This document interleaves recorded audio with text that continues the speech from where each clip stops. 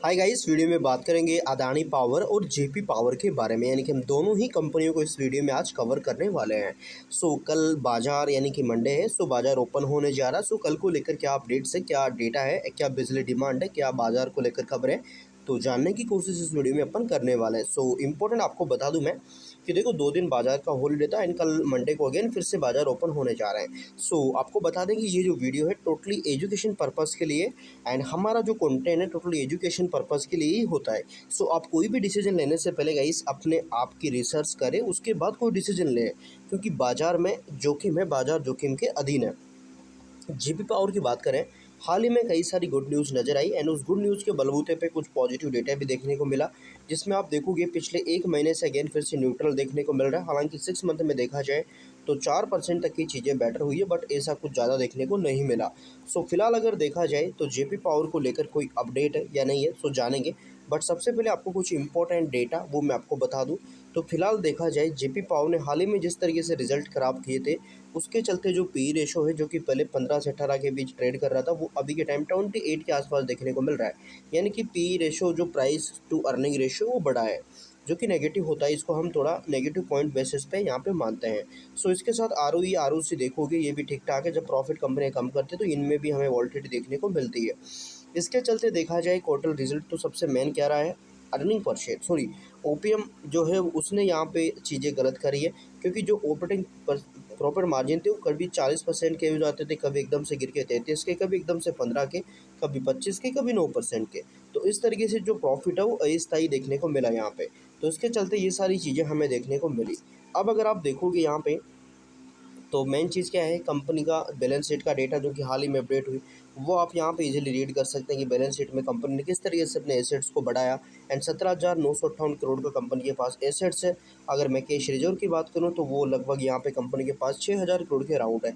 तो 17 और 6 लगभग 23,000 करोड़ के आसपास कंपनी के पास डेटा है। एंड एसेट्स एंड जो रिजर्व है एंड बोरोविक्स की बात करें, वो लगभग 3,500 करोड़ की है।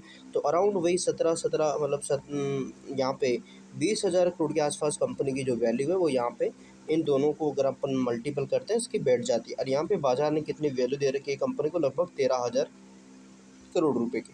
तो ये कंपनी की इंट्रेंसिंग वैल्यू है एंड ये बाजार की वैल्यू है। तो दोनों में हमें कहीं ना कहीं ये इस तरीके का फ़र्क देखने को मिल रहा है। तो यहाँ पे अगर अपन का इस बाजार की तरफ नज़र डालें, तो जो बिजली की डिमांड है अगर उस पर बात करें यहाँ पे, तो रोसनेफ्ट ने फर्मों का कहना है कि भारत में ऊर्जा की बढ़ती मांग और वैश्विक बाजारों में नया आकार दे सकते हैं। यहाँ पे देखिए, इगोर सोचिन का कहना है कि भारत वैश्विक तेल मांग में वृद्धि का आधा हिस्सा, बिजली की मांग का 15% हिस्सा इससे संचालित करेगा। उन्होंने स्टेट ऑफ हॉर्मुज़ संघर्ष से ऊर्जा सुरक्षा को होने वाले खतरों की चेतावनी दी और रूस भारत चीन ऊर्जा संबंधों पर जोर यहाँ पे दिया है। इसके चलते देखिए, रूसी तेल उत्पादक कंपनी यहाँ पे, जो रूसी तेल उत्पादक कंपनी गई से रोसनेफ्ट, इसके प्रमुख कार्यकारी अधिकारी इगोर सचिव ने कहा है कि अगले दशक में वैश्विक तेल मांग में होने वाली वृद्धि में भारत की हिस्सेदारी लगभग आधी और वैश्विक बिजली खपत में होने वाली 15% वृद्धि हो सकती है, जिससे ये दुनिया के सबसे महत्वपूर्ण ऊर्जा बाजारों में से एक बन जाएगा।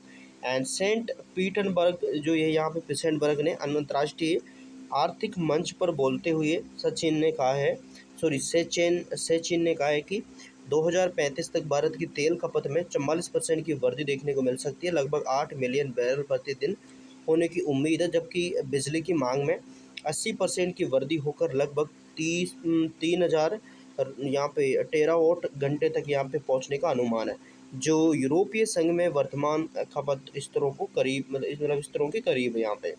तो ये सारी चीज़ें देखने को मिल रही है गाइस, एंड जो बिजली की मांग है, ऊर्जा की मांग है, वो बढ़ती हुई नज़र आ रही है। तो ये आप यहाँ पे इजीली रीड कर सकते हैं। इसके बाद गाइस मेन चीज़ क्या है, बाजार। तो बाजार को लेकर क्या है, जिसमें अदानी पावर को लेकर क्या सीन बताया जा रहा है। तो सबसे पहले आप यहाँ पे ये समझिए कि ब्रोकरेज जेफरीज ने क्या बोला है। हालांकि अदानी ग्रुप की 2 कंपनी को लेकर बोला है, एक तो ट्रांसमिशन है, एक यहाँ पे थर्मल पावर की कंपनी है अदानी पावर। तो इनको लेकर यहाँ पे ये चीज़ें बोली है। तो क्या बोला है वो मैं आपको बता दूँ यहाँ पे, खासकर अदानी पावर को लेकर।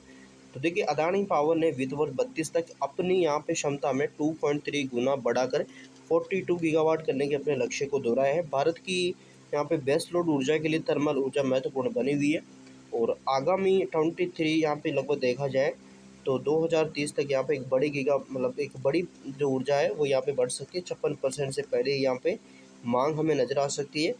देखिए 56% पहले से ही दीर्घकालिक पीपीए कंपनी के पास है और यहाँ पे अगर आप देखोगे जिसका लक्ष्य 100% पीपीए पूरा करना है एंड पीपीए टैरिफ में सुधार हो रहा है हाल ही में अगस्त 2025 में। देखो कहने का मतलब ये कि कंपनी के जो पीपीए होता है, पीपीए का मतलब होता है पावर परचेजिंग एग्रीमेंट, यानी कि कंपनी बिजली तो बना रही है बट बेचेगी किसको?